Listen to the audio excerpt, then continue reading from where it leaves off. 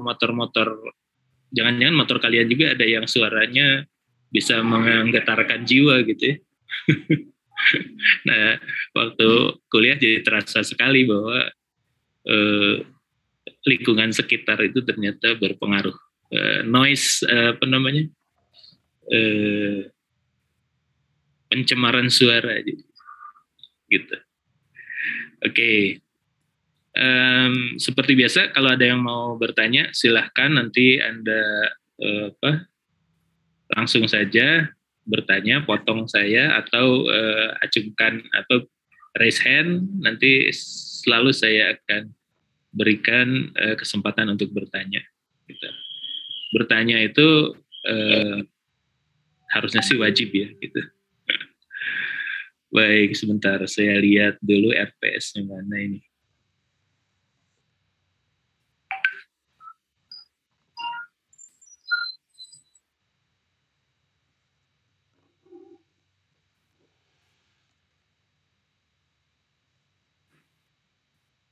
Belum saya buka rupanya.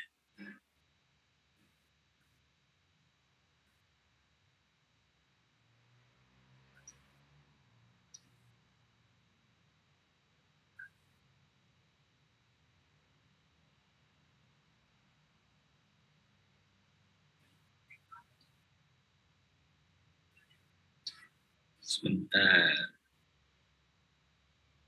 Kalau lagi dibutuhkan, nyarinya jadi susah.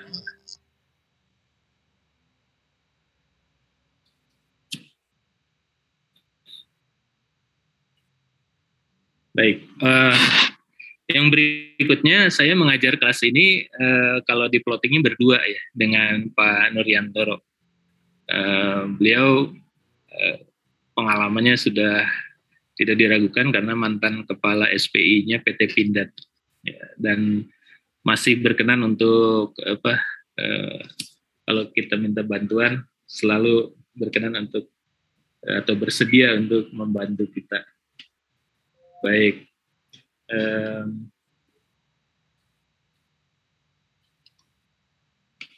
saya akan share.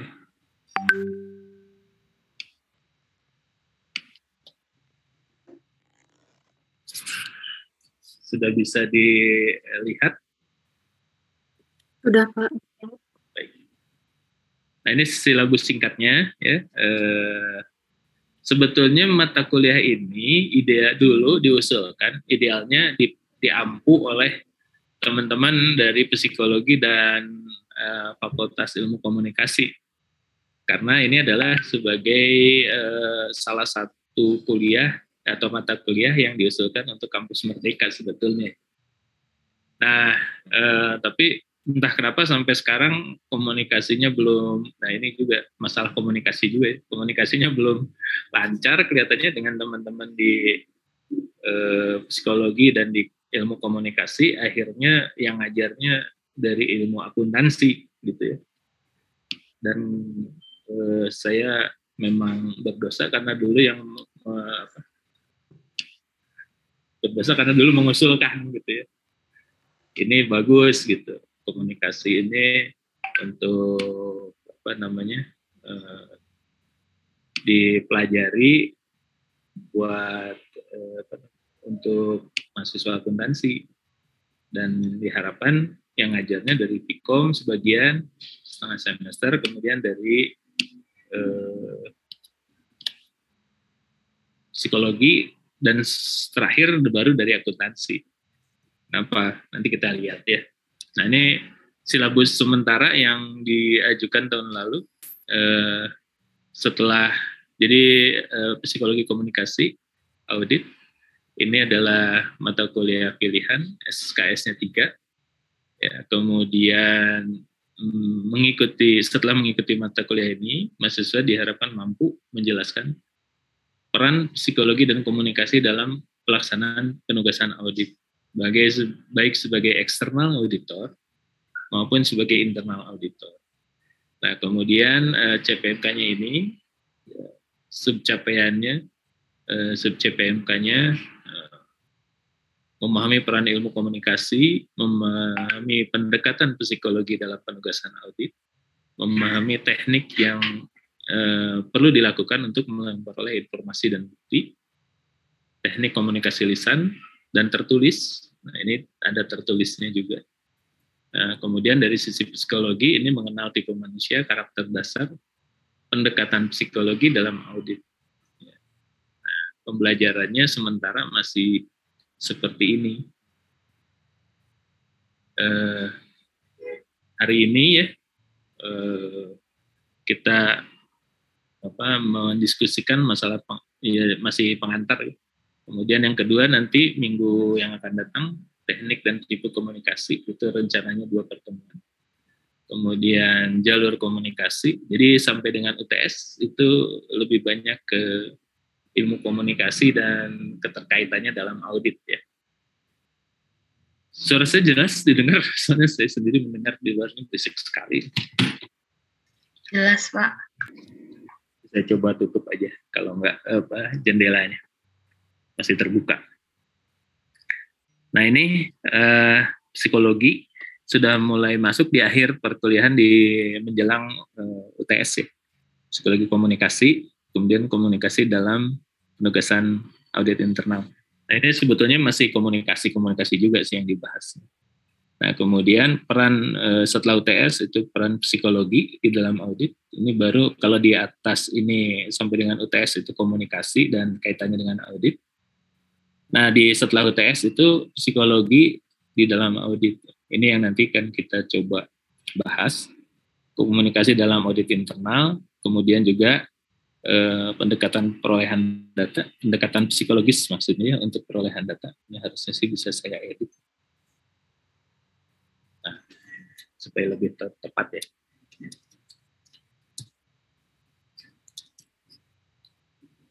Jadi memperoleh data itu susah-susah gampang atau gampang-gampang susah? Ya, apa bedanya gitu ya? Beda juga sih. Baik, nah ini komunikasi. Kemudian yang ke-12-nya nanti kita pelajari komunikasi dari sisi audit eksternal ya, atau dari KAP gitu. Komunikasi ini apa aja sih? Dan ini ada standarnya ya. Jadi itu sebabnya saya berharap sudah dapat auditing supaya bisa sudah mulai mengenal standar auditing. Standar auditing cukup banyak dari standar 200 sampai standar sekarang ini 800 ya. Sudah ada. Anda bisa buka di ini ya, di websitenya nanti, di websitenya IAPI. Gitu. Saya juga belum komunikasi, nah ini juga masalah komunikasi. Saya belum komunikasi dengan Pak Nuriantoro. Pak Nuriantoro mau di mana atau mau sepenuhnya Pak Nuriantoro juga saya sih gembira. Oke, nah ini komunikasi eksternal ya. Terus ada teknik wawancara ya. Ini juga penting ya karena bagaimana atau keberhasilan seorang auditor memperoleh data itu tergantung cara dia mewawancarainya. Nah, kemudian apa kalau gitu hubungannya Pak dengan psikologi gitu, dengan apalagi dengan tipe manusia dan teknik komunikasi. Tipe-tipe manusia itu banyak dan itu perlu auditor ketahui. Supaya apa? Nanti komunikasinya lancar. Karena kalau ada tipe secara teoritis sih dibaginya hanya 4 gitu ya. Nah, pendekatan komunikasinya beda-beda gitu. Kalau salah pendekatan, jangankan data ya yang diperoleh, malah nanti bisa jadi malah berantem bahkan gitu ya. Karena ya tadi ya, salah pendekatan gitu. Nah akhirnya data nggak ada, malah dispute sama auditan gitu ya. Nah ini yang dihindari ya, karena si audit itu sangat tergantung kepada data, dan data ini diperoleh sangat tergantung dengan bagaimana tekniknya atau caranya seseorang menyampaikan permintaannya. Oke, Nah ini pustaka belum ya, saya belum nemu ininya, tapi nanti beberapa akan saya berikan dalam bentuk jurnal ya, ada jurnalnya Psikologi dan Komunikasi Audit. Kemudian ya selebihnya nanti saya akan carikan e-book atau materi-materi yang terkait dengan pengantar komunikasi dan pengantar psikologi. Dan sekali lagi, saya bukan orang yang berkompeten penuh terhadap bagaimana ilmu komunikasi dan ilmu psikologi, tetapi karena prodi menugaskan, ya saya mencoba untuk menggali. Artinya bisa jadi di antara Anda dapat literatur yang lebih cocok, yang lebih, Pak ini saya baca jurnal ternyata ada yang bagus, infokan ke saya supaya nanti kita update. Oke, sehingga pembelajaran kita tidak hanya searah, harusnya sih dua arah. Saya akan mencoba begitu, terutama di belakang ini ada case study and group presentation. Ya, saya sediakan dua ini ya. Nantinya tentunya dibagi, cuman kalau banyak banget kayak gini saya bingung baginya di mana. Ini tercatat 102. 103 termasuk saya gitu ya. Nanti saya akan diskusi dulu dengan Pak Aga sebagai Kaprodi, meminta pertanggungjawabannya. Kenapa kelas saya bisa jadi banyak banget kayak gini. Oke. Oh, kalau nggak salah malah Pak Aga itu mau masuk, mau ngasih pengarahan. Saya coba kontak dulu, saya coba komunikasi dulu. Praktek dari komunikasi.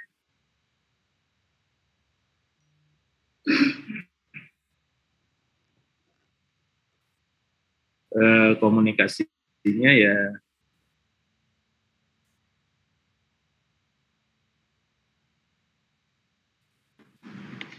secara WA dulu ya. Karena saya nggak tahu Pak Aga lagi kosong atau tidak.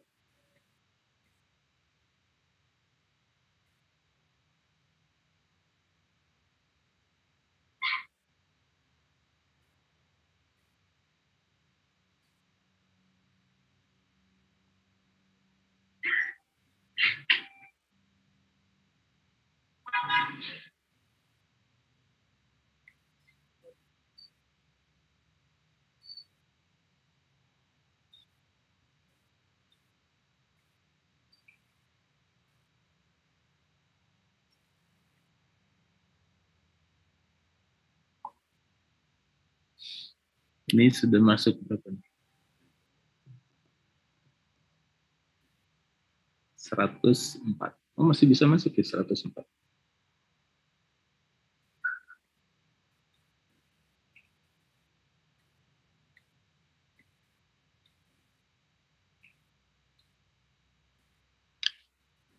Baik.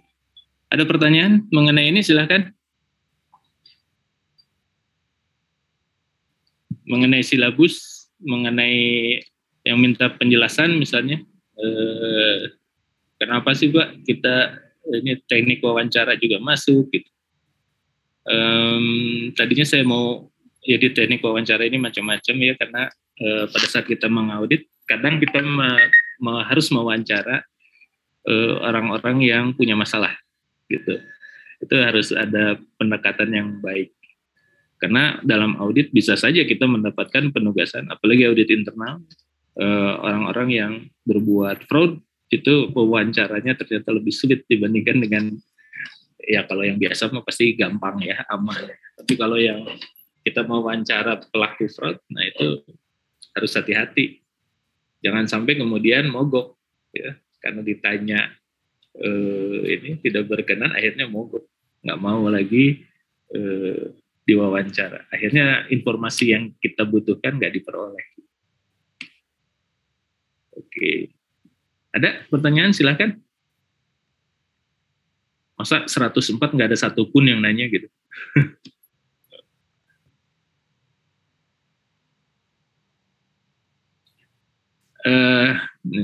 Kalau karena nggak ada yang nanya ya. Ini mungkin ya, saya sih berharap salah. nggak mau nanya itu karena masalah psikologi juga dan masalah komunikasi juga. Ada kekhawatiran kalau saya nanya ini dianggap bodoh nggak ya gitu. Tidak ada pertanyaan yang bodoh gitu ya. Semua pertanyaan silakan disampaikan. Jadi jangan takut. Kalau ini nanti saya kelihatan ini saya malu. Gitu. Justru kalau tidak berani bertanya itu ya, saya mengindikasikan pengaruh kolonial Belanda itu masih ada. Kenapa? Karena nggak berani nanya. Dan zaman Belanda dulu yang boleh, bahkan bukan hanya bertanya, ya, yang boleh duduk di depan di dalam satu pertemuan itu hanya orang Belanda. Kalau inlander itu di belakang duduknya. Gitu. Pertama itu. Kedua, nggak boleh nanya kalau inlander, yang boleh nanya cuma Belanda. Gitu. Jadi mudah-mudahan Anda nggak nanya bukan karena inlander ya, tetapi karena memang belum perlu menanyakan atau ini ya. Tapi kalau ada yang perlu ditanyakan silahkan. Jangan sampai nanti malah lewat. Tadinya saya mau nanya tapi udah lewat Jadi tidak ada, jangan ragu ya. Pertanyaan apapun silahkan. Asal jangan nanya nasib aja ke saya nggak bisa jawab kalau soal itu. Nanti harus baca garis tangan itu ya. Jangan nanya soal perjodohan juga gitu. Kecuali nanti saya jodoh-jodohkan dengan yang ada di sini. Gitu. Saya nggak bisa jawab itu gitu. Tapi kalau yang lain silahkan. Oke, ini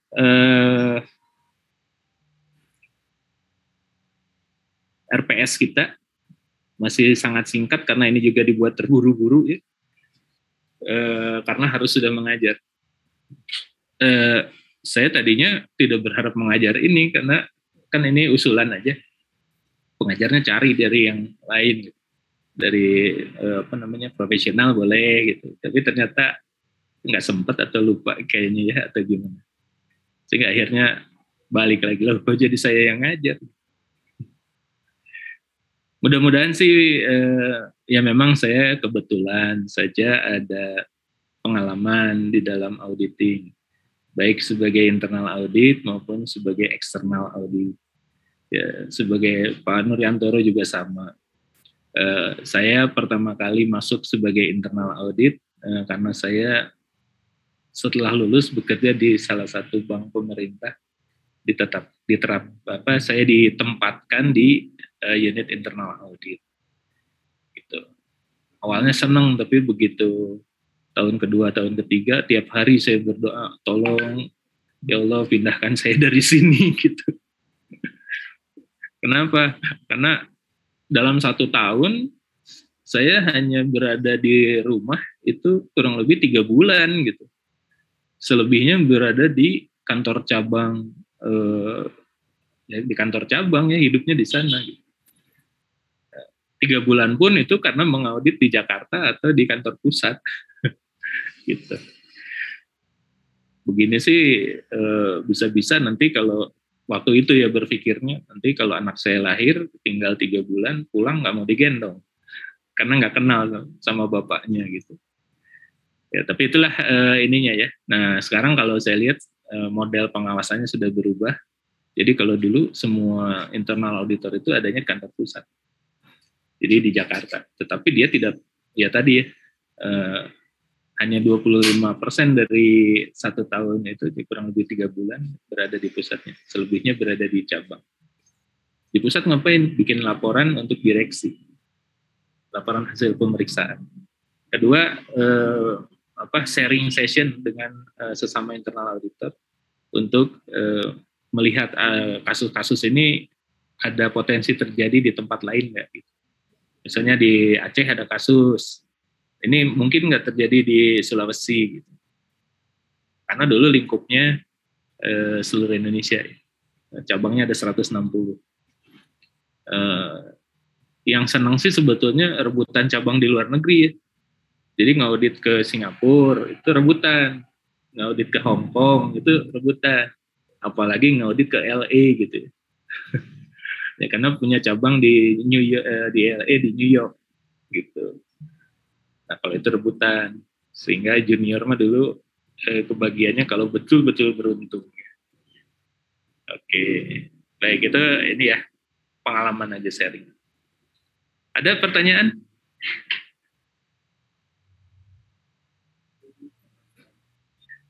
Baik, kalau nggak ada, kita mulai. Salah sendiri nggak nanya ya. Jadi saya mulai deh kuliahnya.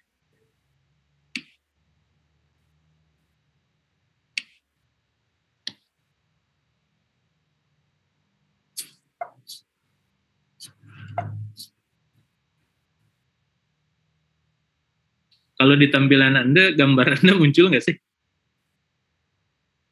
Atau munculnya hanya PowerPoint-nya aja? PowerPoint-nya aja, Pak. Gambar pesertanya nggak muncul ya di kanannya? Enggak, Pak. Oke, terima kasih. Itu salah satu komunikasi yang baik. Saya nanya, ada yang jawab. Baik, ini pengantar ya. Tahunnya belum diupdate karena ini baru disusun tahun lalu. Dan saya belum punya partner. Sekarang saya baru aja saya tahu bahwa saya partner ngajar saya Pak Nuriantoro. Jadi saya agak bergembira nih, ada teman untuk diskusi. Tadinya sih kan gimana saya kan gitu, bener salah nggak ada yang kontrol. Saya khawatir kan ini apa namanya ngajar mata kuliah suka-suka saya gitu. Baik, kita mulai dari ini ya. Komunikasi dan psikologi dalam penugasan audit itu apakah betul diperlukan? Atau auditor merasa saya audit apapun yang saya minta harusnya dipenuhi. Nah ini mungkin ada masalah kalau dia begitu ya. Kalau auditor merasa apapun yang saya minta mesti dipenuhi. Memang sih idealnya kalau itu berkaitan dengan data harus dipenuhi, tetapi tidak semua permintaan auditor bisa dipenuhi. Gitu. Tapi juga jangan lupa auditor itu sisinya superior, gitu. Betul nggak? Auditan itu yang mau diperiksa belum udah gemeteran, udah tangannya dingin, baru dengar aja minggu depan auditor datang, wah udah sibuk nggak karuan gitu ya. Apa ya kira-kira yang mau diperiksa ya gitu, udah wah gitu. Jadi pengalaman saya pernah mengaudit, saya jadi internal auditor, dan saya juga pernah menjadi pihak yang diaudit gitu. Karena saya pernah kebetulan diminta untuk jadi biro keuangan, memimpin biro keuangan dan direktorat waktu itu perubahan dari biro ke direktorat keuangan. Gitu. Jadi kalau di CV agak gaya lah, ada kepala biro, ada direktur keuangan. Ya. Nah, itu terasa teman-teman yang di keuangan itu kalau mendengar, biasanya teman-teman dari internal audit ngasih tahu, Pak, inspektorat akan masuk, Pak, BPK akan masuk. Dan dalam 1 tahun sebetulnya harusnya nggak usah panik lagi ya, karena sudah terbiasa. 1 tahun itu dulu Unpad di auditnya minimal 3 kali. 1 sama internal audit, 2 sama akuntan publik, 3 sama BPK. Jadi malah saya sering bercanda sama mereka itu. Ini kalau diperiksa terus kapan saya kerjanya gitu. Ya itu hanya bercanda aja ya. Hanya karena memang ternyata banyak audit. Nah, ini kita lihat ya berikutnya. Pertanyaan tadi terjawabnya gimana?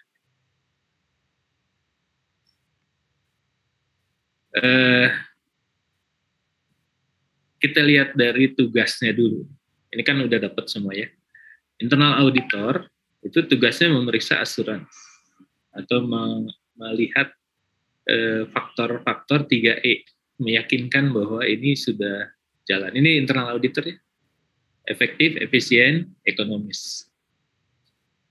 Sebetulnya efektif, efisien, ekonomis ini kelihatannya enteng ya, tapi ternyata pada pelaksanaannya susah.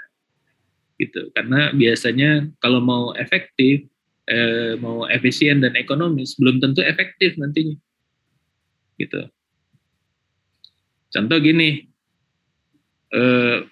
supaya efisien dan ekonomis, saya misalnya dapat tugas ke Jakarta, atau jangan Jakarta lah, terlalu dekat, yang jauh, misalnya ke Makassar gitu ya. Saya harus ke Unhas. Terus supaya ekonomis, misalnya dari bagian SDM, Pak, Bapak cuma dikasih tiket satu jalan ya gitu. Ya, tercapai nggak? Tugasnya bisa jadi tercapai. Ekonomis orang cuman setengahnya dikasih gitu. Cuman mungkin efeknya nanti tidak efektif. Kenapa? Saya sampai ke Makassar, tapi saya nggak bisa pulang ke Bandung gitu. Nah, ini contoh aja. Kalau itu terjadi kan efektivitas saya penugasan mungkin tidak tercapai. Terus saya jadi terpaksa melalaikan tugas di Bandung ya. Orang nggak bisa pulang, itu nggak dikasih ongkos. Maksudnya saya mesti berenang gitu dari Sulawesi ke Jawa Timur. Nah, itu contoh. Itu contoh ekstrim sih. Contoh yang sederhana gini, di perusahaan misalnya bagian sarana prasarana atau bagian umum ya biasanya ingin efisiensi dia melihat misalnya simptomnya atau kejadiannya gini.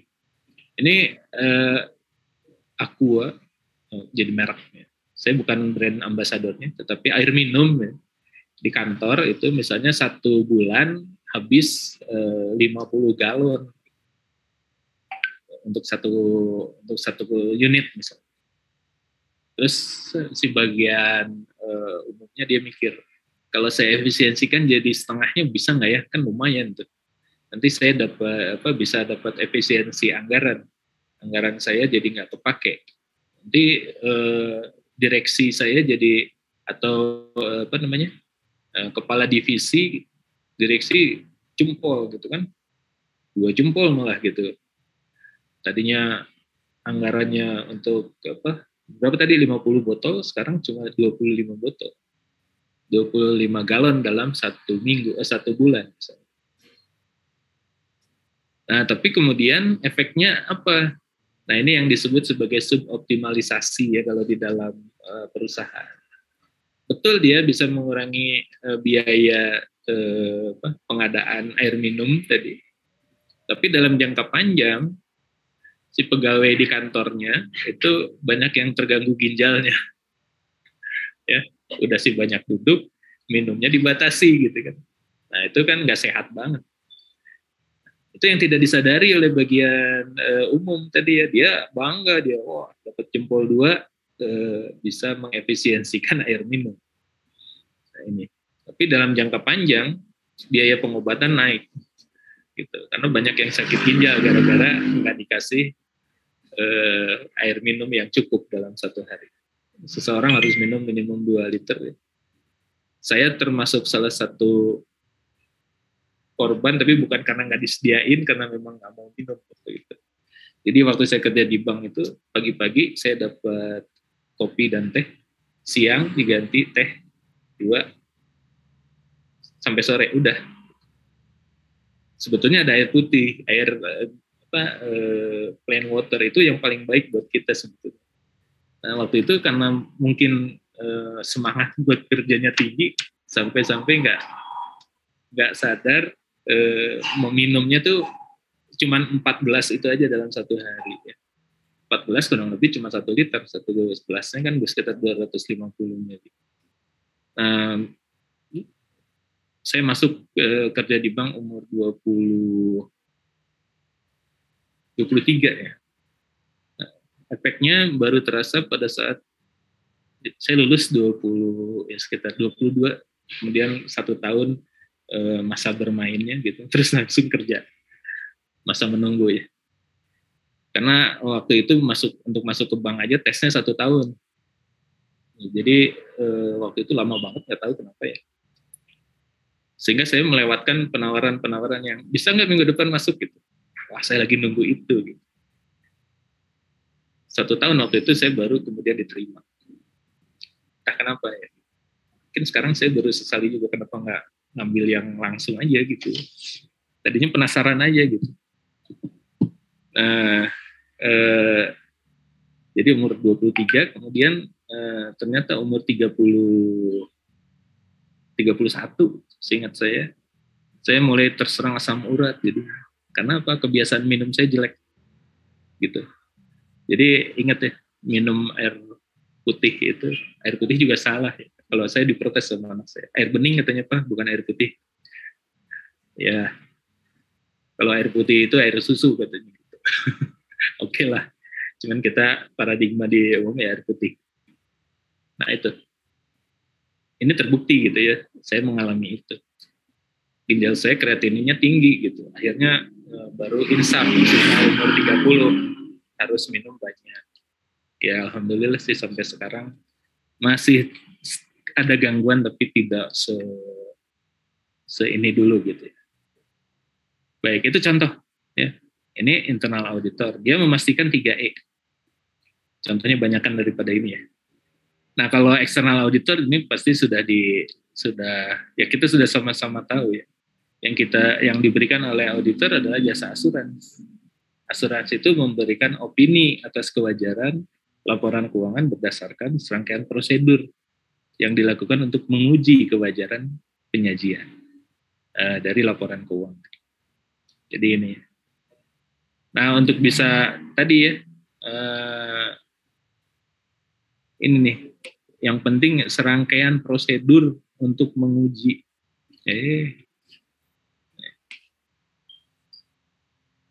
Anda sudah belajar ya di dalam auditing 1, ada prosedur tracing, ada kalau kita melakukan dari bukti kemudian tarik ke pencatatan itu tracing namanya.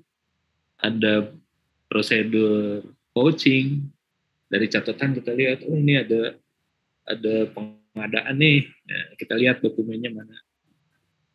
Itu sebagian besar waktu auditor habisnya di situ. Mungkin sekitar 60% dari auditor kalau dia bekerja itu melakukan coaching dan tracing. Untuk apa? Untuk mendapatkan ini. Nah, selebihnya kemudian itu kan uji transaksi. Selebihnya melakukan uji saldo. Nah, sekarang dalam rangka mendapatkan bukti transaksi, misalnya, auditornya ini masih agak old school gitu ya. Karena zaman dulu auditor itu sah-sah aja kalau dia marah-marah, gebrak-gebrak meja gitu. Itu zaman dulu masih sah. Tapi ya kalau sekarang ada yang begitu kayaknya udah sama sekali nggak bakalan dikasih data ya. Selain nggak dikasih data juga,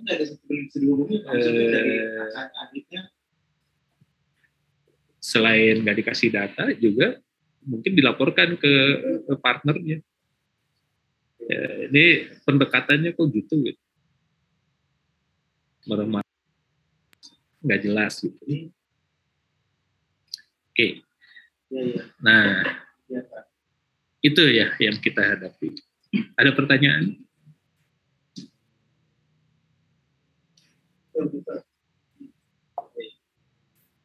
Baik, kalau nggak ada kita lanjut.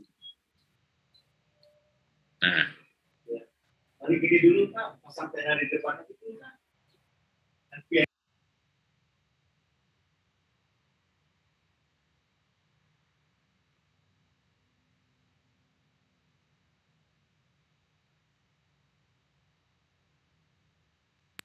baik. Nah, ini kita lihat kalau untuk biaya sesuatunya auditi atau auditan ya. Ini bagi internal audit ya. Dari sisi internal audit, auditi itu adalah dan yang dikonsul adalah ini teman atau bahkan saudara sekantor. Ya, diperiksanya teman gitu. Ya, sehingga memerlukan sikap persaudaraan gitu. Gak bisa kalau kayak tadi ya, mana data gebrak gitu mejanya ya, sampai si auditornya shock gitu ya. Nah itu jangan salah ini pernah saya alami dulu. Karena saya bekerja di Bank Dagang Negara jadi internal auditor, itu tidak semua internal auditornya muda. Jadi ada yang gayanya tua gitu, yang old school. Datang ke cabang, ke daerah ya ternyata, kemudian dia pinjam mobil cabang. Cabang takut pasti dikasih gitu. Tapi ternyata dia pulang ke kampungnya gitu ya, pakai mobil kantor. Rupanya di kampungnya kalau ada orang yang datang pakai mobil plat merah waktu itu, keluarganya bangganya bukan main. Tapi itu gaya yang nggak boleh gitu sebetulnya. Walaupun memang sih beberapa kantor waktu itu cabang gitu, memberikan kemudahan untuk itu. Kalau mau, karena mereka nggak bisa nemenin terus menerus gitu. Artinya kalau mau makan malam ya cari sendiri gitu kan. Nih kalau perlu kendaraan nih mobilnya pakai aja, ada mobil operasional. Toh pagi-pagi nanti harus balik lagi ke kantor ya, mobilnya gitu. Atau selesai aktivitas mobilnya ditaruh lagi di kantor. Nah ini jadi susah nih buat internal auditor ya. Karena auditinya adalah teman atau saudara sekantor. Yang pernah saya hadapi contoh gini, saya ngaudit cabang, terus ada temuan yang menyebabkan si kepala cabang ini berperkara gitu ya, hasil auditnya. Karena misalnya dia ternyata menerima gratifikasi dari nasabah misalnya, dan ketahuan lagi gitu. Sebagai auditor kan dilema buat saya, laporkan nggak sih gitu. Kalau dilaporkan efeknya jelas, nanti dia pasti akan kena teguran minimal. Ya, bisa jadi kalau gratifikasinya cukup nilainya besar, bahkan bisa sampai diberhentikan, karena nggak boleh gitu ya menerima gratifikasi. Atau minimal diturunkan pangkatnya gitu ya. Tadinya kepala cabang diturunin 2 level aja, balik lagi jadi staff gitu. Dan untuk ngejar 2 level aja mungkin butuh waktu 10 tahun. Dilema auditornya terasa nggak di situ? Sebagai auditor, apa yang harus saya lakukan? Tapi ya karena tugas adalah tugas, ya mungkin akhirnya waktu itu akhirnya dilaporkan. Ya. Efeknya apa? Ya tadi seperti yang diduga, turun, terus ditarik ke kantor pusat. Gak berapa lama, 1-2 tahun kemudian, karena sebetulnya bagus kinerjanya dulu, balik lagi. Ya. Dan ada beberapa yang kasusnya adalah begitu balik, dia jadi wakil kepala cabang, si auditornya dipindahkan ke tempat yang sama, udah habis gitu, gak bakalan naik karirnya seumur umur. Nah ini juga yang harus diperhatikan oleh internal unit sumber daya manusia. Jangan sampai misalnya orang yang sudah yang ada masalah dengan auditornya, kemudian ditempatkan di kantor yang sama. Habis nanti auditornya karirnya mentok udah, kecuali dia pindah atau salah satu pindah. Gitu. Oke ya. Nah ini memerlukan sikap persaudaraan. Ya, jadi ini bagi internal audit penting ini gitu.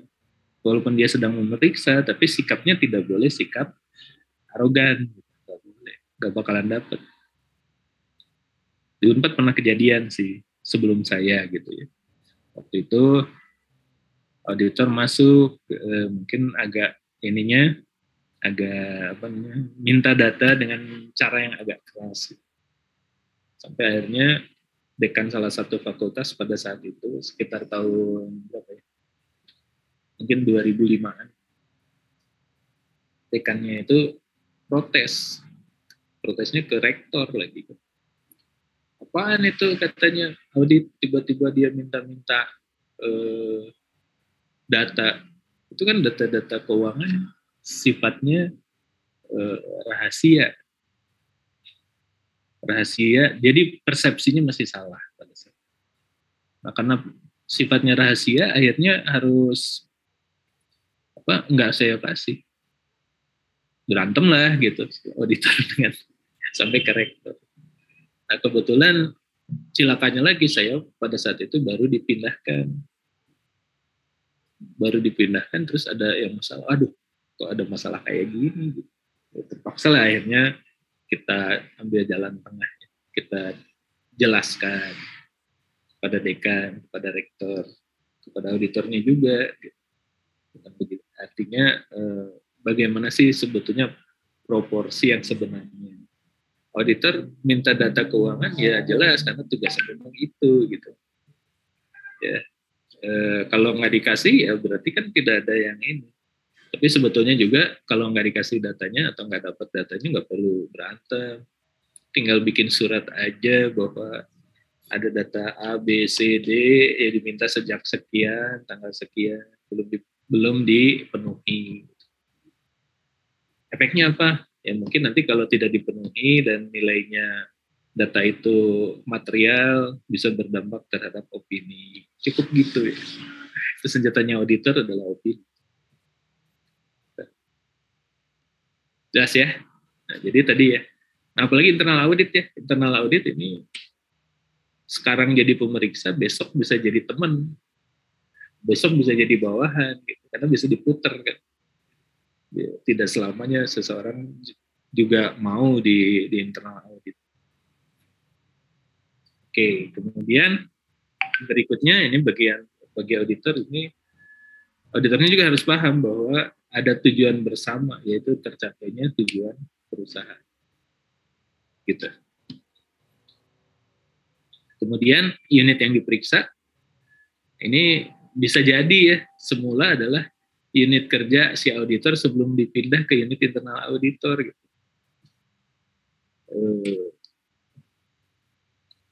Jadi apa misalnya ya kalau di bank ini tadinya dia pegawai cabang. Kalau di saya yang ingat saya kan benchmarknya ke zaman dulu nih. Di Tamrin itu ada cabang. Tamrin tapi juga kantor pusat. Nah, bisa jadi seorang kepala bagian dari cabang Tamrin di Jakarta, kemudian dia pindahkan ke internal audit kantor pusat. Nah, pada saat memeriksa internal audit, saat dia jadi internal auditor, memeriksa cabang Tamrin itu kan sudah jadi dilema ya. Contoh lain, ini terjadi di saya sendiri gitu mengalami. Saya tadinya di internal audit, pindah ke biro keuangan di kantor pusat Unpad nih. Dari biro keuangan saya jadi direktur keuangan. Setelah direktur keuangan, saya dipindah lagi karena PTNBH. Kemudian saya digeser lagi, dikembalikan ke internal audit. Nah ini dilema. Apa dilemanya? Laporan keuangan itu saya yang nyusun. Taruhlah misalnya tahun 2016 gitu ya. Kemudian 2016 akhir saya dipindah ke internal audit. Berarti saya kan memeriksa pekerjaan saya sendiri. Gitu. Nah dilema ya. Waktu itu ada di Prodi, Prof mengingatkan, Prof Ilya misalnya, itu mengingatkan. Kamu jangan ini ya, katanya itu kan kerjaan sendiri. Enggak Prof, saya bilang. Di situ kan ada tim. Nah untungnya saya pindah di awal tahun gitu kan, di akhir tahun lah, menjelang akhir tahun. Nah, jadi yang meriksa teman-teman aja gitu. Nah saya memeriksa misalnya 16 ya, saya sih mulai memeriksanya concern saya di 2017 gitu. Sehingga etika dilemanya hilang gitu. Cuman itu kejadian gitu. Orang akan berpandangan bahwa kalaupun saya periksa nggak bakalan ada temuan apa-apa. Kalau dia yang bikin, dia yang meriksa. Nah ini kan etika dilema ya, dilema etik. Gitu. Ada pertanyaan? Silakan.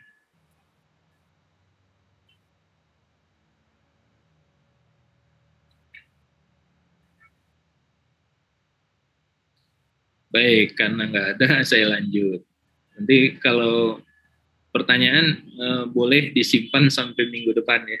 Minggu depan di awal kuliah pasti saya tanya. Siapa tahu ada pertanyaan, silahkan. Nah, kemudian tadi, mengapa diperlukan komunikasi di dalam komunikasi dan psikologi audit? Nah, ini kalau menurut Rob Rader ya, trader karena dia adalah penulis buku internal audit, ya pasti dia akan menyatakan bahwa di dalam dunia usaha itu yang paling banyak adalah audit operasional. Dan 80% jam audit ini unit audit internal itu akan fokus dengan masalah 3E ini. Efektif, efisien, dan ekonomis. Evaluasi itu. Dan itu bisa terjadi di manapun ya. Seperti tadi ya contohnya, air galon 50, dia batasi sekarang pegawai hanya boleh minum 1 cangkir atau 1 gelas. Nah itu tapi kebijakan yang salah. Dia kalau mau efisiensi jangan dari yang seperti itu. Dulu saya pernah bekerja, ada seorang pimpinan cabang, saking rapihnya dia kalau menemukan paper clips jatuh, itu pasti diambil, disimpan, masukin ke kotak. Jadi dia demikian perhatiannya kepada masalah ekonomis. Gitu. Ini kalau dikumpulin setiap hari, ya kita kan kalau bekerja paper clip jatuh ya udah nggak usah diambil, ambil lagi yang baru. Gitu. Ya, kalau staff kan waktu itu gitu, yang penting kerjaan kita cepat selesai. Jadi perhatiannya bukan ke sana. Nah ternyata sebagai pimpinan cabang waktu itu dia tergerak akhirnya gitu. Akhirnya kita ini sendiri mengikuti sendiri. Jadi dia memberikan contoh yang berdampak bagus lah ya. Contoh lain misalnya pada saat penuh, dia tuh keluar turun. Jadi di si nasabah yang antri itu diajakin ngobrol sehingga tidak terasa antrian. Gitu. Cuman sebentar. Tapi itu bagus ya contoh. Oke. Nah, kemudian yang kedua, para auditi itu sebetulnya dia pintar dan berpengalaman dalam kegiatan operasional. Gitu. Karena udah bertahun-tahun dia di situ. Nah, oleh karena itu auditor harus mampu melakukan komunikasi yang tepat dengan pendekatan psikologi yang sesuai dengan kondisinya. Gak bisa misalnya kita yang malah dengan gaya menggurui misalnya. Gak bisa. Caranya mungkin kalau untuk menghadapi yang seperti ini kita tanya, Pak, Bapak kan ini udah lama nih, ini pendapatnya apa kalau begini? Itu keluar semua, ya, yang data yang kita butuhkan. Bapak punya nggak datanya? Ada, boleh bisa di share ke saya, jalan. Tapi kalau belum udah ini. Pak, Bapak kan bagian ininya ya, petugas ininya ya, ini salah nih gitu. Buktinya ini, nggak bakalan dapat datanya udah. Ya, kita harus memahami bahwa sebagai yang diperiksa itu posisinya inferior di bawah. Ya, banyak ketakutannya gitu. Jadi dengan komunikasi yang baik, hilang jadi ketakutannya, malah dia akan terbuka. Jelas ya. Nah, kemudian jadi pendekatan yang sesuai dengan audit itu hierarki organisasi maupun jenis dan bidang yang diperiksa. Misalnya kalau kita minta data, kemudian kita lihat menangkap bahwa dia mau ngasih tapi dia takut gitu. Takut oleh atasannya. Jangan maksa dia terus-terusan digenjot ya. Pendekatannya harus berubah. Berarti apa? Ke atas dulu. Karena auditor itu komunikasinya kemana-mana ya. Bahkan sampai ke dewan komisaris atau dewan pengawas kalau dia ya. Itu wajib. Nah, dengan komunikasi itu maka kita ke atas dulu, Pak, saya izin minta data ini ya. Oh ya, dari Bapak ini. Oh ya, boleh. Karena kalau di atas biasanya paham, kalau nggak diizinkan nanti bisa berefek gitu kan. Atau tidak, kalau misalnya nggak ada datanya, nanti dijelaskan dulu. Oh, data itu sebetulnya nggak ada Pak, tapi Bapak butuh apa? Butuh meyakinkan masalah apa? Nanti caranya bukan dari situ, Pak, dari sini. Bisa jadi begitu dengan komunikasi yang baik. Tapi kalau belum, wih, mana data? Nggak bakalan dapat si datanya. Oke, nah ini salah satu contoh. Jadi hierarki. Nah, dengan kita, oh ini berarti dia harus minta izin atasannya. Atasannya kita sebagai auditor, kita bisa komunikasi, bisa minta.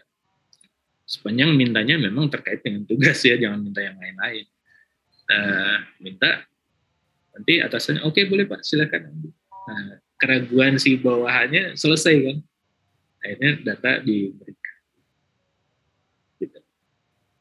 Kemudian, nah ini ya, ini aja.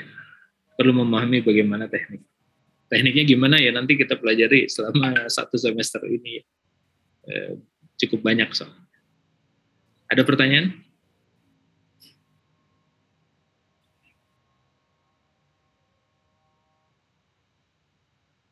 Kita masih punya cukup waktu. Kita sampai jam berapa sih? Jam 1 ya? 1 Pak. Jam 1 Pak. Baik. Ada pertanyaan nggak nih?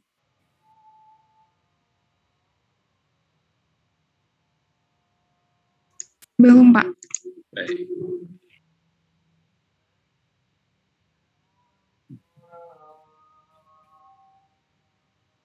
Nah ini catatan juga, kalau tadi bagi internal auditor, yang ini adalah bagi eksternal auditor gitu ya. Nah eksternal auditor apalagi ya, seringkali kita menghadapi orang yang baru kenal kan. Klien kita baru kenal, kita menghadapi klien kita ini tentunya variasinya banyak. Nah, kita pahami dulu ini tipe orangnya seperti apa sih? Apakah orang yang terbuka, dia ekstrovert, mudah untuk berkomunikasi? Nah itu kita lebih senang. Nah, tapi bisa jadi yang kita hadapi adalah orang yang introvert. Dia tidak akan bicara kalau kita nggak nanya. Gitu. Orangnya tertutup, pendekatannya juga beda. Nanti. Kalau yang ekstrovert kita akan lebih mudah berbaur karena dia terbuka menerima auditor, kenalan, senang kenalan dengan auditor, terus segala macam dia jelaskan perusahaan kita begini. Gak usah ditanya juga, kita dapat informasi masuk baik. Tapi kalau yang orang yang introvert misalnya, itu susah. Kita harus yang aktif menanyakan kepada dia. Nah itu contoh ya. Nah kemudian yaitu contoh bagaimana tipe auditi itu sangat berpengaruh terhadap pekerjaan audit. Yang kedua, tidak ada auditi yang diaudit bersedia membuka semua informasi secara sukarela. Ini penting gitu, kita ingat ya. Tenang aja nanti pasti dikasih, enggak gitu. Ya. Jadi nggak ada yang mau, apalagi kan sebetulnya pada saat mengaudit kita itu pada prinsipnya memeriksa apa yang dia kerjakan gitu. Apa yang bagian akuntansi kerjakan, apa yang bagian keuangan kerjakan selama 1 tahun. Gitu. Kebijakan-kebijakan apa yang diambil untuk masalah-masalah yang dihadapi, ya itu juga kita cek gitu kan. Nah itu sebabnya tadi ya, kita harus sadari bahwa tidak semua informasi itu secara sukarela bisa diterima, kita terima. Contoh gini, ini dari pengalaman. Saya waktu di bank itu waktu masih jadi internal audit ya. Jadi di bank juga saya jadi internal audit dan jadi auditi gitu. Nah waktu jadi eksternal audit itu beda ya dengan jadi internal audit. Nah, jadi internal audit juga sama ya. Tidak semua informasi ini bahkan kepada pihak internal. Jadi caranya, saya tuh biasanya suka di luar jam kerja itu berbaur. Mereka ada acara apa, olahraga ikut. Terus sambil ada waktu-waktu jenuh misalnya, keluar ada pos satpam, ngobrol sama satpamnya. Nah, beberapa kasus terungkap justru karena itu. Saya lagi di pos, lah ini kok ada berkas siapa nih Pak? Oh itu dititip katanya dari bagian marketing. Oh, kenapa kok ada di sini? Padahal saya tahu saya sudah nunggu berkas itu 1 minggu. Misalnya. Akhirnya boleh nggak saya pinjam Pak? Oh boleh. Tapi nanti saya bilang ke Pak ini, ya sok bilangin itu mau saya pinjam berkasnya. Karena berkas itu yang saya tuh. Ternyata di situ berkas yang bermasalah. Gitu. Jadi seringkali fraud itu ditemukannya bukan by system sebetulnya, tapi by accident. Ya artinya nggak sengaja aja. Ini kok ada ini gitu. Memang sih prosedur audit harusnya bisa menggali ya potensi tadi fraud, potensi salah saji. Dengan prosedur yang tepat itu bisa terungkap. Tapi juga ada satu faktor lain, yaitu faktor keberuntungan atau faktor tadi ya accident yang seperti itu keberuntungan ketahuan. Kecuali kalau memang yang sudah jadi kasus, kalau sudah jadi kasus itu kan kita cari ya ininya apa bukti-buktinya. Oke. Ada pertanyaan sampai sini? Yang ketiga, kalau belum ada nih ya, auditor itu perlu mengumpulkan berbagai bukti terkait penyajian laporan keuangan. Ini berbagai bukti. Nah, bukti ini kan bukan hanya bukti fisik, tapi juga bukan hanya dokumen ya. Dokumen, bukti fisiknya, bukti penilaiannya, bukti kepemilikannya, itu semuanya harus dikumpulkan. Jadi ya caranya mesti macam-macam. Dan kita mesti tahu, oh bukti ini adanya di sini, bukti ini adanya di sini. Karena biasanya misalnya bukti kepemilikan itu disimpan di bagian legal. Jangan maksa-maksa nyari di keuangan, gitu. Gak bakalan ketemu. Oke, kemudian, nah ini catatan berikutnya. Auditi yang merasa nyaman, itu akan bekerja sama dalam menyelesaikan tugas auditor. Gitu. Jadi ini yang harus dijaga, jangan sampai berantem gitu. Saya pernah punya staff auditor ya, itu kalau dia ngaudit pasti aja berantem. Saya heran gitu, sampai ya seringkali harus menengahi kan. Ya itu tadi cara dia komunikasi ini nggak bagus, sehingga akhirnya ya seringkali jadi bermasalah dalam menghadapi klien. Yang hal gampang aja jadi susah gitu. Oke, ada pertanyaan nggak? Pak, saya mau izin bertanya, Pak. Boleh, silakan. Yang poin kedua tadi yang bersedia untuk membuka semua informasi secara sukarela itu, kan waktu belajar audit 1 atau 2 gitu, Pak, kan dosen saya pernah bilang, Pak, jadi setiap mau audit itu dia ada perjanjian gitu sama klien kalau dia itu perjanjian yang isinya tuh informasi apa yang akan diberikan dan mungkin yang tidak diungkapkan gitu Pak. Nah konteksnya kalau misalkan ada auditi yang dia tuh tidak secara sukarela membuka informasi padahal di perjanjian itu tidak ada masalah gitu Pak. Apakah itu melanggar atau kayak ya sebenarnya tadi seperti Bapak bilang itu Pak, mau nggak mau harus cari tahu sendiri gitu. Ya. Kalau sebagai auditor ya tadi, walaupun di perjanjian kerjanya ada ya, klien akan menyediakan semua data yang dibutuhkan. Dan bahkan di akhir pekerjaan audit itu ada yang namanya, masih ingat nggak?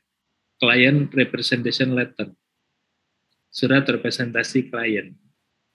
Surat ini isinya adalah klien kita menyatakan bahwa tidak ada informasi yang disembunyikan, tidak ada rencana misalnya rencana korporasi yang berdampak pada audit yang tidak diinformasikan. Dia akan memenuhi semua kebutuhan data dari auditor, bahkan dia menjamin gitu ya, tidak ada fraud yang tidak diungkapkan ke auditor gitu. Di perjanjiannya ada seperti itu, tetapi di lapangan tetap aja tidak semua orang atau tidak semua pegawai yang kita minta itu dia bisa atau mau membuka secara sukarela. Jadi harus digali gitu. Memang melanggar sih. Nah, auditor biasanya kalau ada informasi penting yang signifikan yang nggak bisa diperoleh itu bersurat. Artinya menyatakan secara tertulis bahwa informasi ini sudah diminta sejak sekian dan ini belum diterima. Yang kedua, auditor akan melihat ini dampaknya material nggak sih sebetulnya terhadap laporan keuangan. Kalau dia tidak material, ya ngapain repot kan? Tapi kalau material itu pasti dikejar. Ini harus ada. Contoh gini, pada saat mengaudit satu perusahaan yang punya anak perusahaan, induk perusahaan yang punya anak perusahaan, itu anak perusahaannya misalnya harus audited. Nah, kalau selama auditnya belum dikejar, karena itu berdampak kepada nilai investasi di induk perusahaan, ya belum bisa selesai auditnya gitu. Jadi tetap harus dikejar. Gitu. Tapi kalau yang lain misalnya, ya kalau ada selisih-selisih, pas dilihat ini sih di bawah tingkat materialitas, ya udah dijadikan manajemen letter aja. Nantinya kepada manajemen misalnya dia tidak bisa menetapkan berapa sih penyisihan yang seharusnya gitu ya. Karena banyak yang lewat atau penyusutan yang benar. Atau jumlah aset yang benar karena dia tidak atau belum pernah melakukan inventarisasi aset lagi dalam 5 tahun terakhir. Ya, itu masuk ke manajemen letter. Kebetulan mutasinya kecil-kecil misalnya, udah masuk manajemen letter aja. Nanti manajemen yang jadi punya PR ya, manajemen harus melakukan inventarisasi aset gitu. Karena kita nggak bisa menentukan nilainya berapa. Gitu, jelas. Siapa tuh yang nanya tuh? Radifa ya? Iya Pak. Kalau udah jelas, berarti mau nggak mau emang harus dikejar ya Pak? Kalau emang ada dua, ya kalau memang nantinya berdampak secara material, itu harus dikejar. Ya. Karena juga sudah ada perjanjian. Nah, cuman tadi teknik ngejarnya, kalau kemungkinan si anak buahnya takut ngasih gitu. Nah, kalau anak buahnya takut, temui dulu atasannya. Gitu caranya. Atasannya kemudian sampaikan, kita butuh data ini yang ada di Bapak A atau di Ibu A, di Ibu B gitu. Oh ya boleh Pak. Udah, nanti dia yang manggil malah si atasannya. Tolong dipenuhi datanya gitu. Nah, dia ngasih. Kalau memang nggak muncul juga, itu memang ada dua kemungkinan ya. Datanya memang ragu dia atau sedang dipersiapkan atau memang nggak ada datanya. Kalau nggak ada ya udah nggak usah dikejar-kejar. Artinya dipastikan dulu bahwa itu nggak ada. Tapi kita amankannya dengan surat. Nanti supaya kalau misalnya pada saat audit kan P2PK itu kan meriksa ya. Jadi KAP itu diperiksa di audit. P2PK akan nanya misalnya ini mana buktinya? Ini ada buktinya sudah kita minta nggak keluar. Jadi kita tidak melalaikan, tidak ya udahlah prosedurnya nggak usah kita jalankan, nggak gitu. Jelas ya. Baik Pak, makasih banyak Pak. Ada lagi?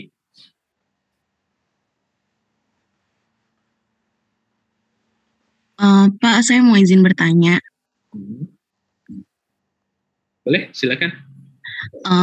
Kalau tadi kan yang disampaikan Bapak tuh kalau misalkan dari staffnya kita nggak dapat, bisa coba minta ke atasannya ya Pak. Nah kalau misalkan ada nggak sih Pak kasus kalau misalkan udah minta ke atasan tapi ternyata nggak dikasih juga selain alasan yang tadi kata Bapak ragu-ragu atau datanya nggak ada. Itu tuh pernah terjadi nggak sih Pak? Maksudnya kayak apakah karena dia tuh auditor baru gitu, dia masih junior auditor, makanya dia susah banget dapetin data itu. Kalau misalkan diambil, kalau yang minta datanya seniornya itu lebih gampang diambilnya kayak gitu, ada nggak sih Pak kasusnya? Terus kalau misalkan dia nggak berhasil ngambil data tuh, kemungkinannya dia diganti sama auditor yang lain atau gimana Pak prosesnya? Sama satu lagi Pak pertanyaannya, boleh? Ya, boleh. Sama tadi Bapak sempat nyinggung soal staff audit Bapak tuh pernah ada yang sampai berantem sama auditinya. Nah kalau kayak gitu tuh dia diganti atau gimana ya Pak? Makasih Pak. Oke.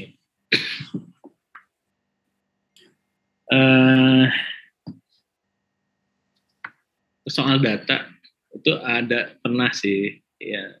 Cuman tadi ya buntut-buntutnya sih auditornya akan mempertimbangkan kalau memang dia berdampak material, akhirnya bersurat kepada direksi atau ke komisaris. Jadi auditor itu kan kita memeriksa di manajemen, direksi ke bawah. Tapi kita juga bisa berkomunikasi dengan komisaris atau dengan dewan pengawas, dewan pembina, gitu. Nah, kita memanfaatkan itu, gitu ya. Kalau misalnya datanya nggak ada aja, dan data itu ternyata merupakan data yang signifikan, berdampak, ya kita sampaikan akhirnya. Karena biasanya di sepanjang pekerjaan audit, itu ada komunikasi juga dengan komisaris atau dengan dewan pembina kalau di yayasan, gitu. Nah, pada saat itulah kita sampaikan, karena kita paparan kan. Audit kita dilakukan ini sudah sampai sini, kemudian ada yang harus mohon perhatian karena data ini misalnya sudah. Nah kalau sudah komisarisnya yang minta nggak mungkin nggak dikasih gitu kan. Itu cara lain memanfaatkan level yang lebih tinggi. Kalau ternyata nggak ada juga ya memang nggak ada mungkinnya datanya. Gitu. Nah sebagai internal audit misalnya saya juga pernah memeriksa satu pemberian pembiayaan atau kredit gitu. Saya sampai naik ke kepala cabang gitu. Kepala cabangnya kemudian dia bilang gini, semuanya ada di sini nih di berangkas saya. Tapi saya kelihatannya nggak bisa buka ya karena banyak faktor. Tapi saya ceritain aja ya. Nah ini masalahnya gini. Oke, kalau gitu hasil wawancara itu yang menjadi dasar pembuktian sebagai jadi bukti audit. Bukti audit itu kan tidak harus dokumen, tidak hanya dokumen, hasil wawancara, hasil perhitungan ulang, pengujian fisik itu semuanya jadi bukti audit kan. Salah satunya memang atau kebanyakannya dokumen jurnal, dokumen transaksi dan lain-lain. Nah, bukti-bukti transaksi yang mendasar ya. Nah, jadi karena tidak harus bukti fisik, bukti wawancara aja itu bisa jadi bukti. Gitu. Nah, kemudian kalau misalnya, nah ini memang biasa sih ya. Auditor junior itu biasanya bukan karena nggak dikasih, tapi karena si auditornya nggak pede gitu. Dia mau nanya, takut-takut. Jangan begitu, karena kalau sudah dapat penugasan, ya mau junior mau senior, sebetulnya posisinya sama. Gitu. Jadi ya harus bisa, nah ini tadi, bisa mengkomunikasikan apa sih kebutuhannya. Tapi kalau komunikasinya aja sulit, ya jangankan itu ya, mau ngomong aja susah gitu, ngelihat takut tuh, auditor nggak boleh minder gitu ya, tapi juga nggak boleh kepedean juga gitu ya. Kita lihat ini ya, proper lah, harus benar gitu. Kalau memang, nah kemudian diganti atau enggak gitu ya, ya karena waktu itu penugasan dari KAP-nya sudah terlanjur, suratnya ada, saya tidak akhirnya saya assess. Nah, dari hasil assessment saya diskusikan ke partner. Ya kita kasih kesempatan, tapi nggak artinya diawasi dengan ketat, tapi nggak diganti. Kasihan kalau diganti auditornya. Artinya ini kembaliin ke kantor kan. Yang lain pada kerja, dia nggak kerja, dia di kantor sendirian. Ya nggak gitu. Itu sebetulnya salah satu yang masuk dalam pola pembinaan buat auditor muda. Gitu. Jelas ya. Jadi biasanya jarang lah yang sampai dikembalikan, kecuali yang benar-benar nggak bisa dihandle sama supervisornya gitu. Sampai ke atas, sampai ke ketua tim, nggak bisa dihandle supervisor, nggak bisa, audit manager baru diputuskan untuk ya udah ditarik aja. Jadi yang udah bandel banget gitu maksudnya. Tapi kalau nggak sampai gitu, yang masih bisa diarahkan oleh para supervisor. Jadi di kantor akuntan, kalau dia melakukan pemeriksaan itu pengawasannya berjenjang, junior sama senior, senior sama ketua tim sama supervisornya gitu. Supervisor nanti akan diawasi oleh manajernya. Jadi berjenjang, reviewnya juga berjenjang. Memang bisa kalau dalam satu saat ngumpul rapat ya bebas kan, audit si supervisornya pasti akan nanya, nah apa sih temuannya, coba kelarin. Setelah diskusi nanti coba kirim ya ini semuanya gitu untuk bahan pelaporan gitu. Jadi sangat jarang lah yang sampai benar-benar diganti itu, kecuali dosanya sudah luar biasa ya itu baru diganti. Sampai berantem, sampai pukul-pukulan. Nah, gitu. Kalau berantem cuman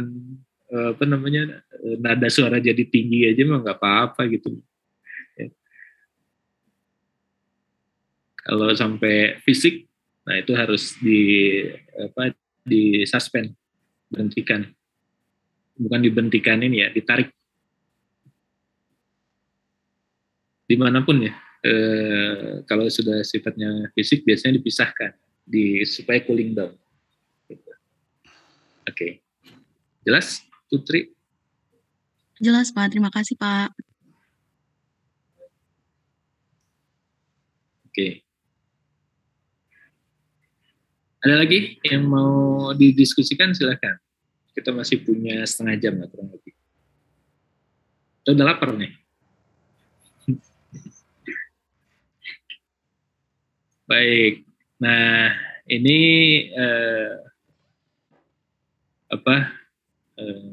sebagai auditor profesional tadi harus bisa menunjukkan karakter-karakter seperti ini. Integritas misalnya. Jadi ini menunjukkan kemampuan, apa yang dimaksud dengan integritas? Integritas itu sebetulnya ini karakter yang menunjukkan kemampuan menyelesaikan apa yang disanggupi dan diyakini kebenaran. Jadi tadi sudah menyanggupi penugasan ya harus saya misalnya menyanggupi tanggal 28 Februari audit report udah keluar. Apapun yang terjadi ya saya akan kerahkan tim untuk memenuhi ini. Jadi kita sampaikan ke tim. Nah, kemudian saya juga nggak ngelepas timnya gitu kan ya. Tiap hari saya kasih arahan, bahkan Sabtu Minggu saya kasih instruksi gitu. Nah, supaya apa ya tadi ya integritasnya terjaga para auditor. Jadi bukan hanya saya sih misalnya, tapi juga para auditor yang bekerja dengan saya, mereka akan punya track record yang bagus.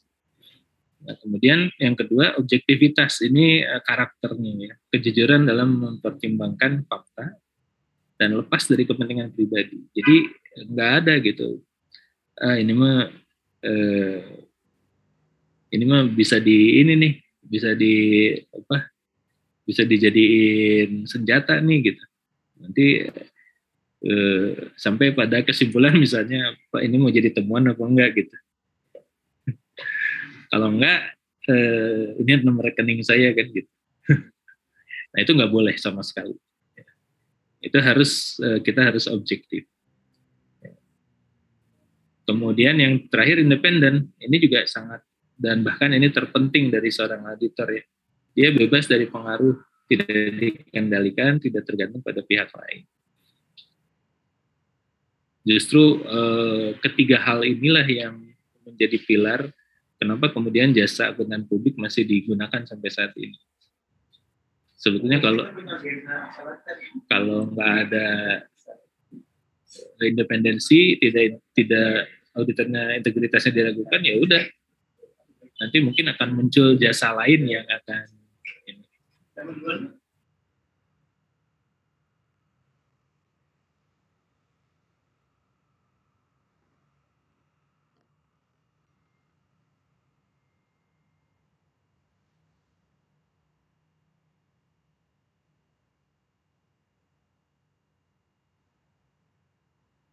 Nah, suaranya mau hilang.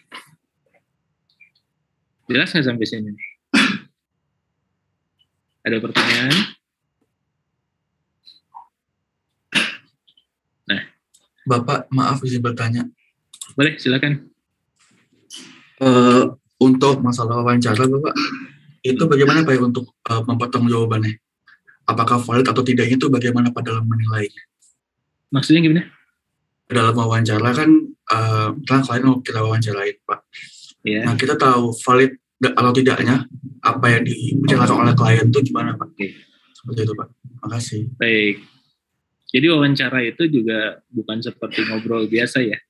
Kalau dalam rangka perolehan data atau mencari data, itu biasanya kita sudah rencanakan data apa sih yang dibutuhkan.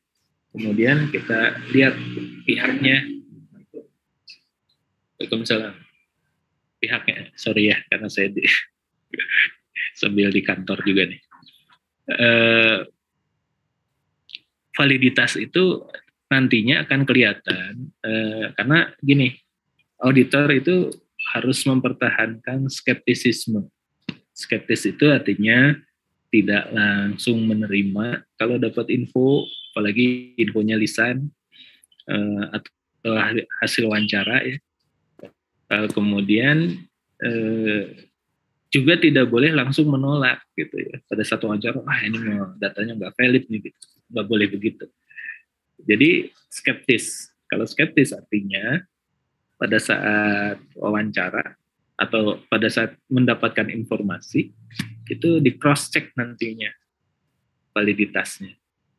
Nah itu jadi misalnya tadi oke, kita terima wawancara dari si A begini. Nah ini yang biasanya dilakukan pada saat ada masalah ya. Misalnya masalahnya misalnya nih, ada beberapa orang yang terlibat. Wawancaranya nggak boleh di dalam satu ruangan yang sama.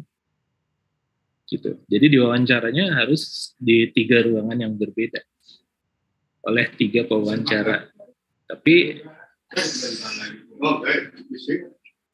subjeknya sudah disiapkan sehingga nanti hal yang ditanyakan itu sama ketiga orang tadi.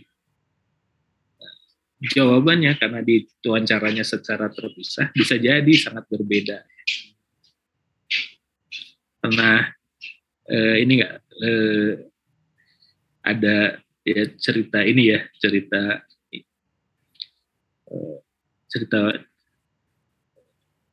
bukan cerita serius gitu. Jadi katanya ada 4 mahasiswa, kemudian dia nggak ikut ujian akhir. Nah, dosennya nanya, nah, katanya 4 ini barengan gitu. Wah iya Pak, kita sama-sama katanya. Nah, kemudian keluar ditanya satu-satu. Kemarin naik angkot banyak kempes katanya gitu. Kata dosennya ditanya, tapi satu persatu bukan barengan. Yang kempes ban yang mana? Depan, belakang, kiri, kanan. Ternyata jawabannya ada 4 macam. Berarti apa? Ya informasi yang diberikan itu validitasnya rendah. Gitu. Nggak bisa diinikan. Berarti kemungkinan 4-4 juga bohong gitu ya. Atau mungkin hanya ada satu yang benar. Gitu ya. Jadi caranya sama. Untuk cross check si informasi, auditor tidak boleh auditor harus skeptis. Skeptis artinya informasinya terima, cross check.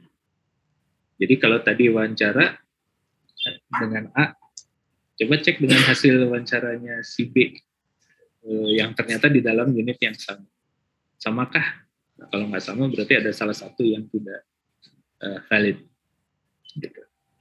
Semakin banyak yang diwawancara, semakin banyak, semakin tinggi validitasnya. Gitu. Karena nanti kita bisa cocokkan, oh ini yang sama, ini yang ini sih enggak. Jelas ya? Hairu? Siap Pak, jelas. Terima kasih Pak. Jadi nanti kalau yang nggak ikut ujian, saya tanya, yang kempes ban mana gitu.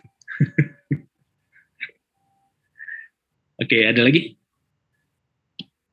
Bapak, saya mau tanya, Boleh. untuk independensi itu kalau untuk audit internal bagaimana dia menjaganya ya Pak? Kan soalnya kalau internal auditor itu dia mengaudit teman kantornya sendiri gitu, teman kerjanya sendiri. Oke, ini yang nanya Dara Iya Nabila. betul Pak. Iya betul. Jadi gini, independensi itu kalau di external auditor kan clear ya bahwa dia tidak boleh punya hubungan dengan klien, hubungan terutama yang mengarah kepada hubungan ekonomi misalnya gitu. Tapi kalau pertemanan nggak apa-apa ya. Tapi kalau saudara itu biasanya jadi masalah. Jadi kalau saudara, adik kakak misalnya, saya mengaudit perusahaan punya adik saya gitu, nah itu saya biasanya nggak akan terima. Saya akan arahkan kepada partner yang lain, jangan saya yang in charge-nya. Gitu ya. Itu untuk menjaga independensi di external auditor. Bahkan external auditor itu supaya independensinya terjaga, misalnya saya dapat audit PT Telkom misalnya ya gitu. Nah, kemudian PT Telkom supaya nggak susah udah buka kantor cabang aja di gedung kami gitu. Ini ada kebetulan ada slot kosong. Nah, walaupun saya bayarnya full, tidak didiskon, ya biasanya kemungkinan besar saya hindari. Kenapa? Orang akan melihat, wah si Pak Cahya di Telkom, kantornya di Telkom juga, pasti Telkomnya ngasih gratis. Jadi independence in appearance, secara penampilan bisa berubah, bisa masalah. Jadi lebih baik di tempat lain, cari gedung sebelahnya, kayak gitu. Terus tadi ya, bagaimana kalau di internal audit? Internal audit itu independensinya ditentukan berdasarkan posisinya dia. Jadi misalnya gini, ini kok nggak keluar?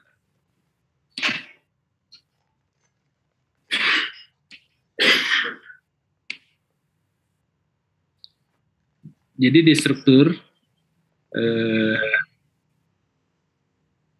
ini kan taruhlah ini board of director, dewan direksi ya. Nah ini, dewan direksi dia punya internal audit kan di sini. Nah, bagaimana supaya, dan ini baru ada divisi-divisi operasional. Nah, bagaimana supaya dia ini independen? Syaratnya dia tidak boleh terlibat di dalam sini. Ya, ini nggak boleh, karena itu operasional. Ini syarat utama. Dia bisa independen karena dia tidak terlibat di sini. Kalau terlibat nanti dia nggak independen. Misalnya apa? Dia terlibat di dalam accounting gitu ya. Dia yang bikin jurnal, dia nginput sendiri. Oh, ini saya koreksi ya. Kalaupun menemukan kesalahan, Pak yang mengkoreksi harus bagian accounting. Tidak boleh dia koreksi sendiri. Gitu. Ini dalam internal audit. Dan posisinya harus seperti ini. Nah, bahkan dia punya privilege untuk komunikasi sama TC, WG. Those charged with governance atau Dewan Komisaris. Nah, ini ada garis putus-putusnya. Biasanya TCWG ini punya komite audit misalnya. Nah, si internal audit ini bisa punya jalur komunikasi ke sana. Ini adalah cara untuk mempertahankan dia independen.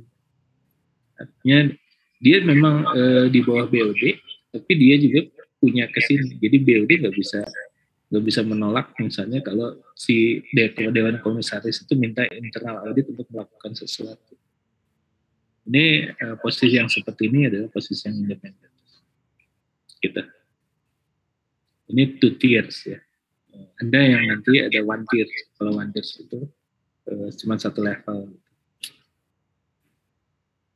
Begitu, jelas nggak?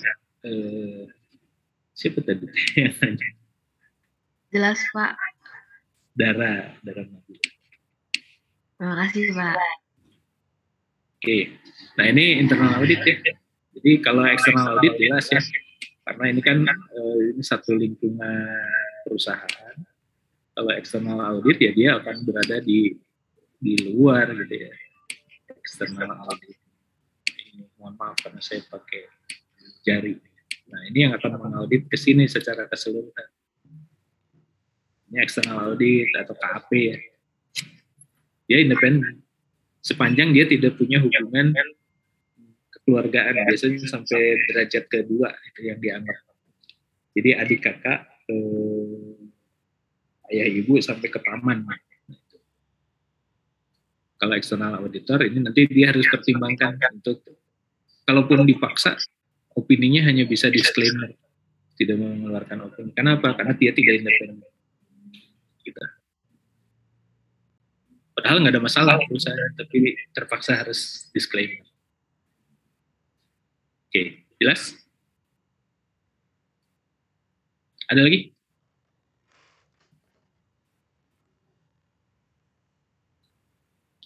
Baik, ini yang terakhir deh hari ini ya. Profesionalisme. Auditor itu harus memahami posisinya dan tugas-tugas yang akan dilaksanakan. Ini baru disebut si auditor ini profesional. Kemudian auditor juga memahami perilaku auditi. Auditi ini adalah pihak yang diaudit ya, jangan tertukar. Jadi ada yang nyebutnya auditi, ada yang nyebutnya auditan. Kalau bahasa Indonesia auditan. Ya, untuk membangun kembali komunikasi, pemahaman, pelaksanaan tugas dan kerjasama dengan auditi. Ini harus memahami perilaku. Kemudian auditor itu juga harus tuntutannya meningkatkan kemampuan dalam pengendalian diri dalam berhubungan dengan klien. Ini semakin senior ya, itu saya mengalami sendiri gitu ya. Jadi nggak cepat marah gitu. Ya.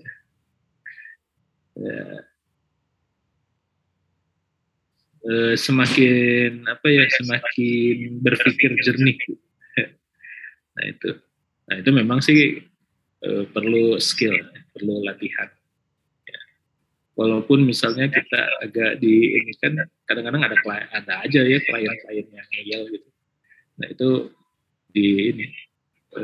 biasanya dihadapinya dengan cool biasanya. Gitu. Oke. Ada pertanyaan? Nah ini yang terakhir nih, pemahaman sifat auditi. Auditor dan auditi ini merupakan individu yang punya karakter. Ini yang harus disadari sama auditor. Ciri-ciri, sifat, dan kebiasaan yang khas melalui tingkah lakunya sehari-hari. Jadi pemahaman perilaku ini jadi penting bagi auditor saat berinteraksi dengan auditi ya, klien. Apalagi kalau interaksinya tidak berlangsung harmonis. Kita lihat masalahnya apa sih gitu. Mungkin ini juga kalau sama pacarnya berantem juga harus dilihat masalahnya apa gitu. Ternyata dia orangnya introvert ya, ada pendekatannya adalah pendekatan untuk orang yang ekstrovert. Jadi banyak interaksi, banyak ngobrol. Kalau introvert itu harus memposisikannya supaya kita dapat data. Kita posisikan sebagai dia gitu.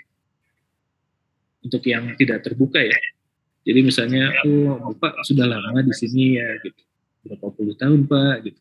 Jadi masuk mendapat simpatinya dia dulu. Iya nih udah lama.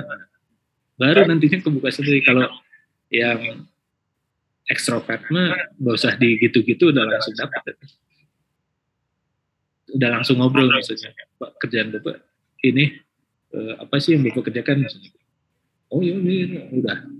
Tapi kalau untuk yang tertutup itu harus pendekatannya harus lebih lebih panjang gitu ya.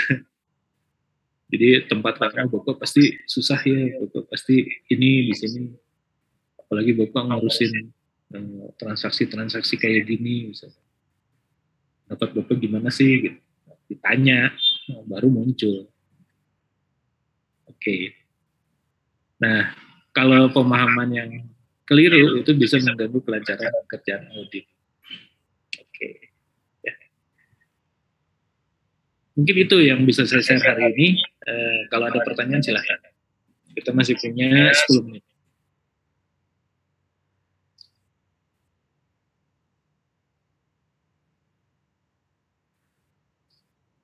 Nanti materinya saya update dulu, baru saya bagikan. Mungkin setelah ini saya akan akan berikan jurnal yang terkait dengan ini, dengan psikologi dan komunikasi audit. Nanti Anda silahkan baca dan bikin. Jadi tugasnya nanti ya kelihatannya setelah pertemuan keberapa gitu. Pendapatnya seperti apa terhadap jurnal tersebut kita ulas. Oke. Baik. Sebentar ya, saya cek dulu Pak Aga jawab nggak?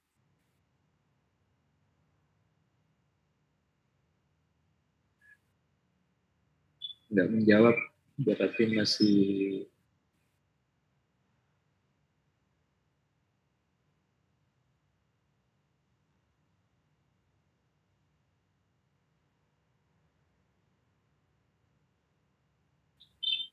rupanya nggak jawab. Jadi nggak apa-apa, nanti saya komunikasi di luar ini.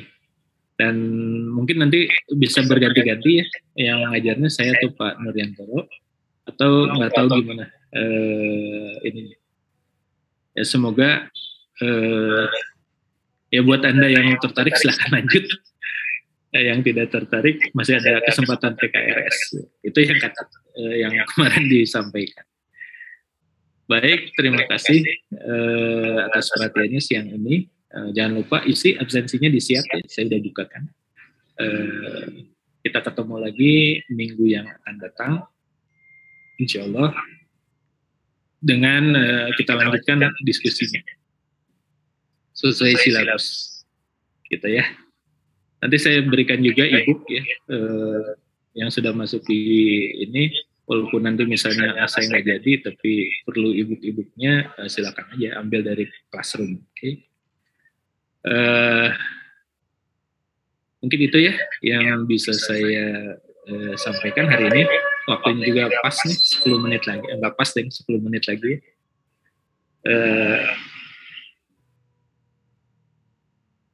Sebentar. Hampir lupa, saya ambil bukti kehadiran hari ini. Dibuka dulu sebentar, mungkin hanya beberapa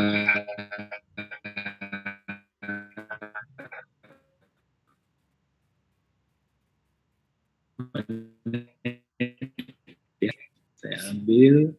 Kemudian di sini ada 4 sheet. Sheet keduanya. Kemudian sheet ketiganya, dan last one, sheet keempat.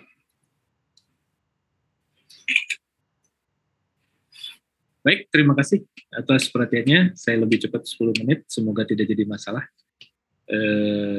Kita ketemu minggu yang akan datang. Assalamualaikum warahmatullahi wabarakatuh.